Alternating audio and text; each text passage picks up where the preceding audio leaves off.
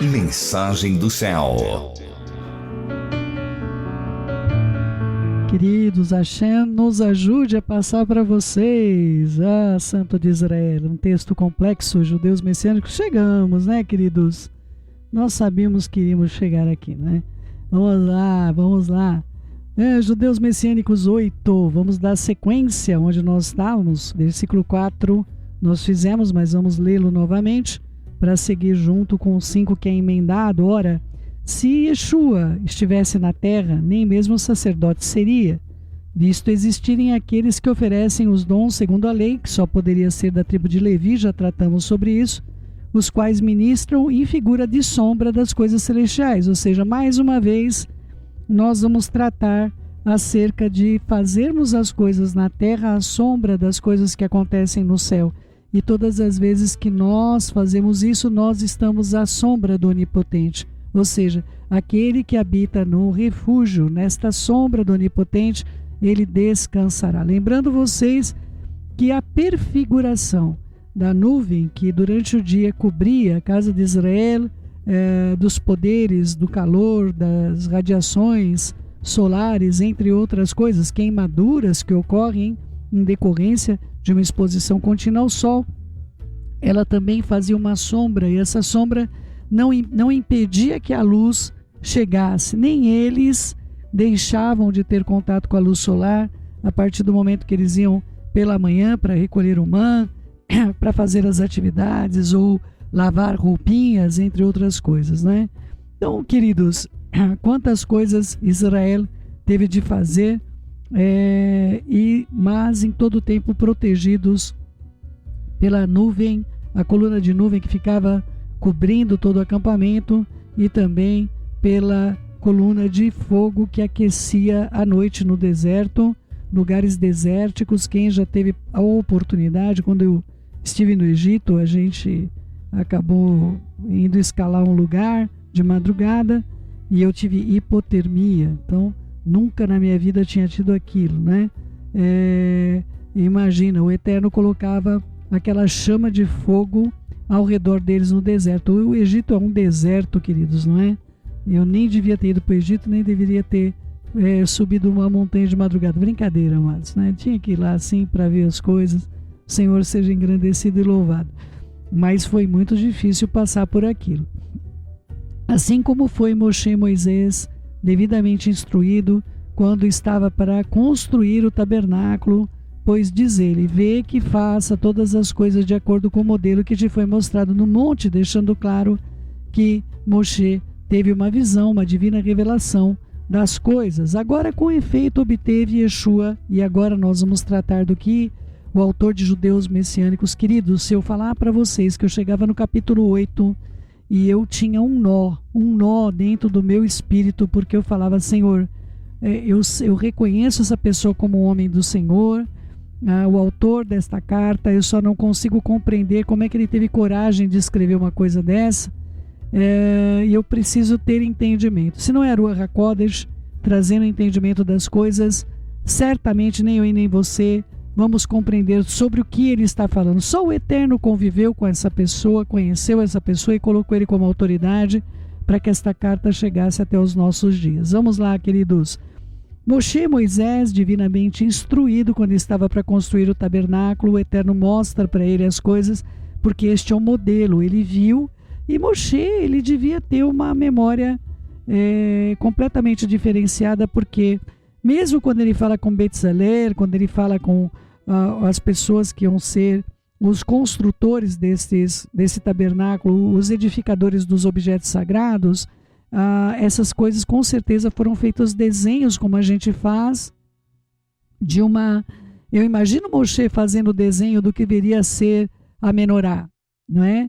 E eu creio que o desenhista, a pessoa especializada que ia fazer a moldura, porque o ouro não tem como ter sido esculpido. O ouro foi feito de uma peça de ouro batido, como está escrito. Então, teve de ter um molde. Eles fizeram um molde para menorá. E eu acredito que Moshe, passando as coisas para o desenhista, para a pessoa que estaria construindo. Quando ele fazia alguma coisa fora, porque eu vejo muito isso quando eu trabalho com o Urushkaio, o desenhista pode entender, olha, isso aqui não é desse modo. E aí o outro que viu como é, ou viu como é, diz, não foi, não é assim. Olha, aqui tem uma flor diferente do que você desenhou, a flor que eu vi era assim, mas ele tem que ter visto. Moshe foi elevado a um lugar que nós compreendemos de algum modo sobrenatural. Moshe esteve, viu o tabernáculo sagrado e viu as coisas sagradas de Hashem. Eu não me recordo de ouvir outra pessoa, senão Yeshua, o nosso Mashiach, que tenha passado por uma situação como a que Moshe passou. Com certeza Eliarro, não em vida, como aconteceu com Moshe, Eliarro hoje, ele tem acesso a todas essas informações sagradas, eu não tenho dúvida disso. Eles voltam com o testemunho do tabernáculo sagrado, não é? Eles têm duas oliveiras estão perante Hashem continuamente, lembrando você que o tempo de lá não é como o nosso tempo. É muito importante você ter entendimento. Eu já até falei para vocês, usei como exemplo os jovens que foram para uma caverna e ficaram lá não sei quantos dias, e quando eles tinham confirmado lá, acho que eles iam permanecer 8 dias, mas quando eles saíram, havia passado aqui em torno de 3 dias essa experiência. Ou seja, como é que pode? Eu estou falando de uma caverna, não estou nem falando das coisas celestiais com relação a nossas vidas. Então é muito importante que esse entendimento seja compreendido por nós, acerca da possibilidade de um dia para o Eterno ser completamente diferenciado do nosso, e ao mesmo tempo o dia dele sendo um dia tão rápido, o dia do Eterno comparado com o nosso, sendo um dia com 1000 anos, o Eterno também consegue fazer com que o nosso dia seja estendido em outras áreas, como por exemplo, ouvir as orações de todas as bocas. Ele ouve a oração de todas as bocas, e o dia dele nesse momento é transformado de que maneira? Da mesma maneira que, é claro, um exemplo extremamente minimizado, assim como eu e você agora, se todos nós vamos consultar o Google ele dá uma atenção especial para a minha pesquisa, uma atenção especial para a tua pesquisa. Se nós formos consultar o YouTube em um vídeo, enquanto eu estou acessando um vídeo, você pode estar acessando outro vídeo, e sucessivamente pessoas no mundo inteiro. Então nós não podemos minimizar o poder de acesso ao Altíssimo com a nossa mente, com o nosso entendimento. Ele consegue preencher todas as coisas e fazer com que um dia dele seja correspondido a 1000 anos nossos, porque ele consegue dar esta atenção exclusiva a cada um de nós por uma mente completamente diferente e privilegiada. Não temos paralelos à mente do Altíssimo. Não podemos comparar o Altíssimo ao Google, ao YouTube ou a qualquer inteligência artificial. O Eterno supera em tudo. Então, ao passo que 1000 anos nossos é como um dia para ele, ou seja, Yeshua foi embora 2 dias e um pouquinho, 2 dias e algumas horas, não é? Então, ao passo que para ele é isso o tempo dele, ao mesmo tempo ele consegue, se nós tivéssemos de dar a atenção que ele dá, a quantidade de pessoas que ele atende, nós teríamos 1000 anos e com certeza não conseguiríamos fazer o que ele consegue fazer em um único dia. Ou seja, se eu pegar um dia dele e comparar com 1000 anos nossos, eu vou pegar dentro desses 1000 anos um dia, comparativo de um dia para 1000 anos, ele consegue dar atenção a todos nós nesses milionésimos de segundo. Ele consegue fazer com que aquilo dure para nós 1000 anos. Como nós podemos comparar isso? Eu não sei se vocês compreenderam que é isso que o Eterno quis dizer. Olha, o meu tempo não é o de vocês, eu habito na eternidade. Então, para você ter um paralelo de quem eu sou, um dia meu corresponde a 1000 anos de vocês. Mas, em compensação, quando se trata da minha atenção para com a humanidade, pegue esse meu um dia, que é igual a 1000 anos, pegue uma fração dele, que corresponderia a um dia. Eu consigo dar atenção para vocês como se houvesse naquela fração, dentro desta fração, 1000 anos. Vocês entendem o que ele está dizendo para a gente? O quanto ele consegue dar uma atenção exclusiva a cada um de nós por causa da grandeza que ele possui. Eu espero que você entenda isso. Senão fica uma antítese incompreensível, não é? Versículo 6. Agora, com efeito, obteve Yeshua ministério tanto mais excelente, porque ele também é mediador da superior aliança instituída com base em superiores promessas. Então, vamos lá. O que é que nós estamos tratando de superiores promessas que ele vai estar apresentando acerca da vida de Yeshua? Quais são as promessas que são colocadas? É colocada uma promessa não de você ter o pagamento dos juros da sua dívida, né? A pessoa ia lá e fazia o sacrifício e ela depois ia ter que voltar e fazer o sacrifício novamente. E agora o autor de Judeus Messiânicos vai tratar exclusivamente no tocante à questão do sacrifício. Olha, você que vinha em Yom Kippur, você que vinha nas celebrações, você tinha de oferecer sacrifício. Mas por meio de Yeshua, nosso Mashiach, nós não temos mais de oferecer sacrifício pelo pecado, sacrifício pela culpa, não é?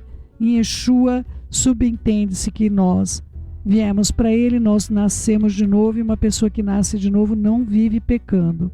Nós podemos até pecar, mas não pecados intencionais. Então vamos lá.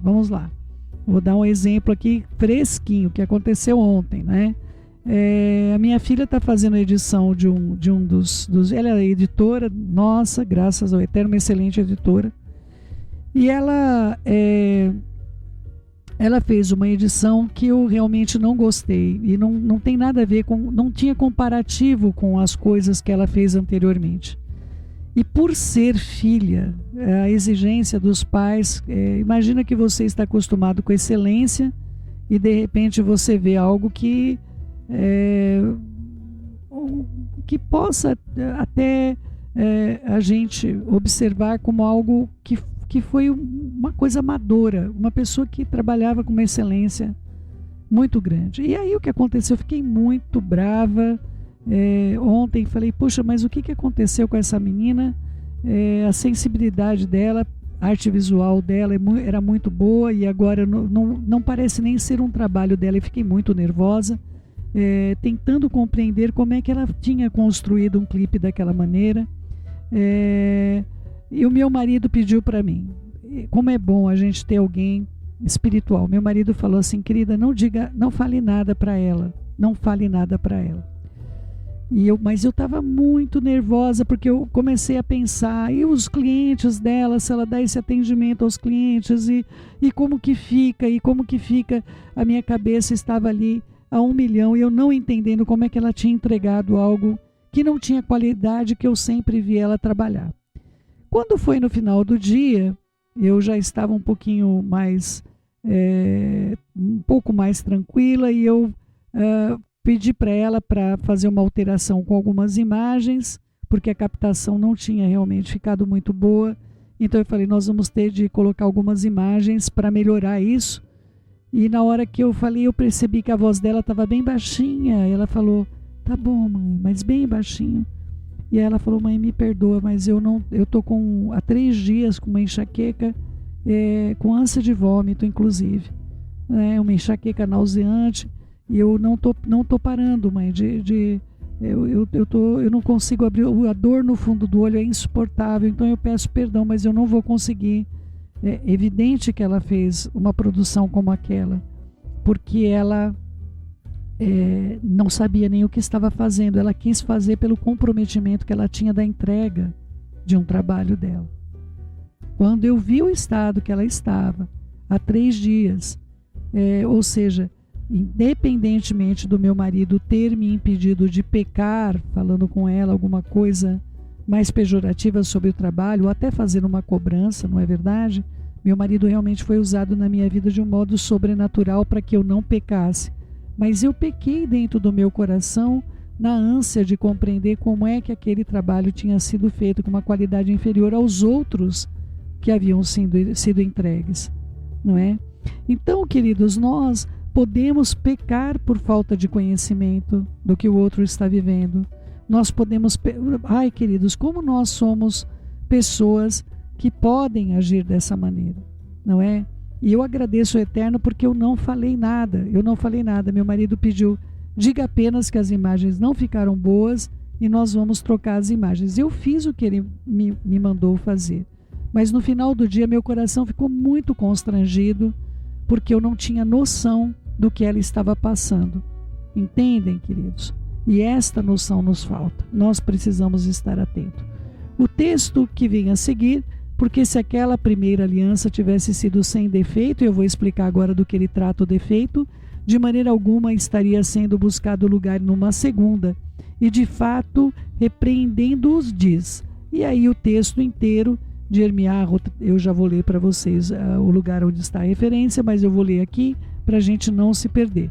Porque, de fato, repreendendo-os, diz, versículo 8, eis aí vem dias, diz o Senhor, que firmarei uma nova aliança com a casa de Israel e com a casa de Judá, não segundo a aliança que fiz com seus pais, nos dias que eu tomei pela mão para conduzir até fora da terra do Egito, pois eles não continuaram na minha aliança, e eu não atentei para eles, diz o Senhor. Porque esta é a aliança que firmarei com a casa de Israel, depois daqueles dias, diz o Senhor, na sua mente imprimirei as minhas leis, e também sobre o seu coração escreverei, eu serei o seu Elohim, e eles serão meu povo. E não ensinará jamais cada um ao seu próximo, nem cada um ao seu irmão, dizendo, conheça o Senhor, porque todos me conhecerão, desde o menor até o maior deles. Pois para com as suas iniquidades eu usarei de misericórdia, e dos seus pecados eu não me lembrarei. Eu quero que vocês leiam o texto completo que trata acerca deste texto que está em Irmiarro, Jeremias, profeta Jeremias, capítulo 31, de 31, está facinho de guardar, queridos, 31, não é? Então, Irmiarro, Jeremias 31, de 31 e em diante. Então, nós vamos ler esse texto inteiro. Eis aí vem os dias, diz o Senhor, se você ler, não é? E vamos chegar, perdoarei suas iniquidades, no versículo 34. Leia o 35, queridos, senão vai dar um nó no que eu vou ler para vocês. Vamos ver o 35. Assim diz o Senhor que dá o sol para a luz do dia, as leis fixas. Eu gostaria que ele tivesse usado até o fim o texto, não é? Esse é o mesmo texto que ele usou. Então vamos lá, versículo 35. Assim diz o Senhor Kadosh Baruch Hu, que dá o sol para a luz do dia, as leis fixas, a lua, as estrelas, para a luz da noite, que agita o mar e faz bramir suas ondas. O nome do sagrado Kadosh Baruch Hu, Adonai Sevaot é o nome dele. Se falharem essas leis fixas, então, diz o Senhor, deixará também a descendência de Israel de ser uma nação perante mim para sempre. Versículo 37. Assim diz o Senhor, se puderem ser medidos o céu lá em cima, sondados os fundamentos da terra cá embaixo, eu também rejeitarei a descendência de Israel por tudo quanto fizeram, diz o Senhor. Ou seja, é impossível ele cancelar a primeira aliança. É impossível ele cancelar a aliança que ele fez com Israel. É o que ele está dizendo. Então, como é que o autor de Judeus Messiânicos, e demorou muito para eu ter entendimento do que esse homem estava falando, vamos lá, versículo 13. Quando ele diz nova, torna antiquada a primeira. Ora, aquilo que se torna antiquado e envelhecido está prestes a desaparecer. Esse ponto para mim, queridos, nesse livro era intransponível. Intransponível, porque nós já estudamos que Yeshua disse, passará os céus e a terra e a minha palavra não vai passar, a Torá não vai passar, as escrituras dizem que a Torá é para sempre. Como é que nós chegamos a uma palavra como essa no versículo 13? No meu entendimento que eu quero trazer a vocês, a partir do momento que nós deixaremos de ser uma sociedade constituída como nós hoje somos, Yeshua disse, no céu nem se casam, nem se dão em casamento, todas as leis associadas às relações sociais terrenas, elas realmente não vão ter aplicação. Como é que nós vamos usar a lei do fluxo hemorrágico ou a lei de uma menstruação, a lei da impureza sexual, porque o contato sexual nos faz impuros ritualmente para o outro, não para nós. A pessoa, imagine só, querido, se uma pessoa então mantém um contato sexual e se torna imundo, vai tomar banho e vai estar imundo até a viração do dia, e aí depois estará limpo. Então ninguém mais poderia fazer serviço nenhum, ou então não podia casar, não é verdade, queridos? Então assim, amados, a pessoa se torna impura não para ela servir ao Eterno, ela se torna impura para poder ministrar a outras pessoas. Nós temos sempre de ter uma separação conjugal para poder estar ministrando sobre a vida das pessoas. Nós temos de estar corretos e íntegros. Isso não acontece no novo céu e nova terra, queridos. Relações sociais, relações, por exemplo, que envolvem furto, que envolvem casamentos, que envolva outra estrutura, se é que eu posso chamar de social. Eu não sei nem se eu poderia chamar de social. Então, a partir do momento que no reino dos céus nem se casam, nem se dão em casamento, quantas leis não tem como ter atividade nesse outro espaço para onde nós estamos sendo convidados pelo Eterno a termos um novo corpo transformado. Evidentemente que essa lei vai desaparecer. Leis que fazem referências a tantas causas que envolvem principalmente a nossa humanidade, as sociedades, casamentos, dar a filha em casamento, não dar a filha em casamento, partição de terra, partição de propriedade, como lidar com o animal do outro, como lidar com a mulher do outro, como lidar com a cunhada, com a nora, com a mãe, com o pai. Como que vai ser essas leis, queridos, num ambiente onde todos são filhos de Hashem, inclusive sua mãe e seu pai, inclusive seus avós, salvos no Mashiach?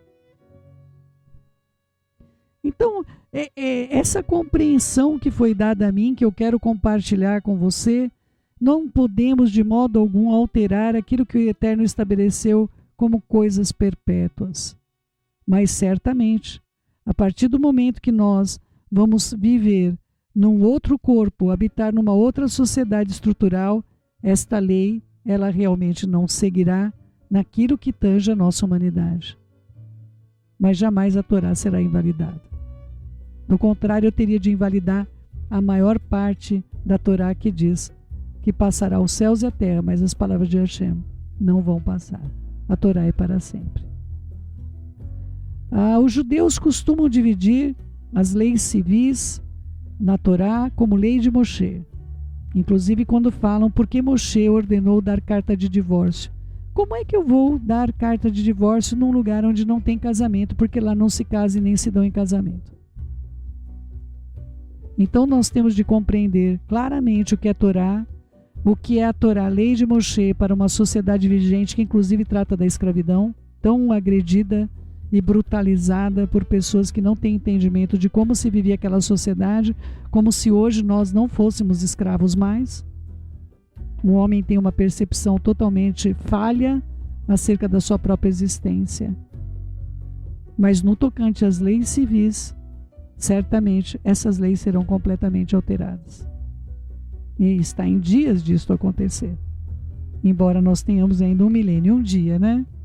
Teremos um milênio ainda. Se o Eterno quiser e vivermos, estaremos ao lado de Mashiach e Yeshua, o servindo perante essa terra, perante esse mundo. Que o Senhor nos ajude a termos entendimento de todas as coisas, trazendo a compreensão clara do que o autor de Judeus Messiânicos queria tratar acerca da mudança, alteração de hoje não termos mais de oferecermos sacrifícios pelos nossos pecados.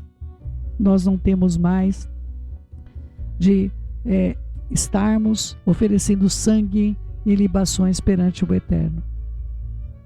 Mas nós temos a alegria de estarmos na sua presença. Nossos sacrifícios são de louvor. O sacrifício é um coração quebrantado e contrito. Isso jamais Hashem rejeitará. Que eu e você possamos ter esse coração perante Ele e estarmos na aliança perpétua, uma aliança que Ele não vai invalidar, queridos. Independentemente das pessoas terem o entendimento que aqui nós estamos invalidando alianças que estão conjugadas com aquilo que jamais passará. Como as pessoas querem que as pessoas usem esse texto para não guardar o Shabat, para não guardar as celebrações, para não fazer o serviço devido ao nome dele. Que o Eterno te conduza em toda a verdade, em nome de Yeshua, nosso Mashiach. Amados meus, vamos orar? Vamos orar? Senhor nosso Pai, nós colocamos nossas vidas diante do Senhor para o bem, colocamos todos os nossos enfermos diante de Ti. Colocamos as pessoas necessitadas de tratamento, a baixa resistência, pessoas que foram acometidas aí de antibióticos, como eu fui, Pai, e que agora não conseguem elevar suas existências mais. Pelo amor da Tua misericórdia, nos ajude com pessoas que estão necessitadas de tratamentos. Ajude-nos, Pai, por amor do Teu nome, é que eu te suplico. Que a Tua bondade, que excede o entendimento, venha sobre nós, que nós possamos cobrir as famílias. O Senhor disse que benditas são todas as famílias da terra, e como Rassatã tem se levantado contra as famílias, meu Pai, que essas famílias possam ser benditas e estar em unidade. Maridos e mulheres possam estar unidos em nome de Yeshua. Querido Pai, ajuda-nos, Pai, a sermos filhos que alegram o seu coração em todas as áreas da nossa vida. Que nós possamos corrigir o que se faz necessário e aquilo que não temos o poder de corrigir, seja por hábitos, por fraquezas emocionais, fraquezas espirituais, fraquezas físicas. Pai, pelo amor do Teu nome, ser Tu a nossa suficiência para que possamos fazer o bem. Eu suplico ao Senhor pela Tua infinita misericórdia e pela Tua bondade. Ajuda-nos com relação também à nossa comunicação por internet, Pai bondoso. Ajuda-nos a fazermos o melhor para Ti. É o que eu te peço. Guarda-nos, Pai. Peço pelo projeto Nitzahon. Nos ajude, Pai, com esse projeto que é Teu, não nosso, Pai. Em nome de Yeshua, nosso Mashiach. Que assim seja, assim seja.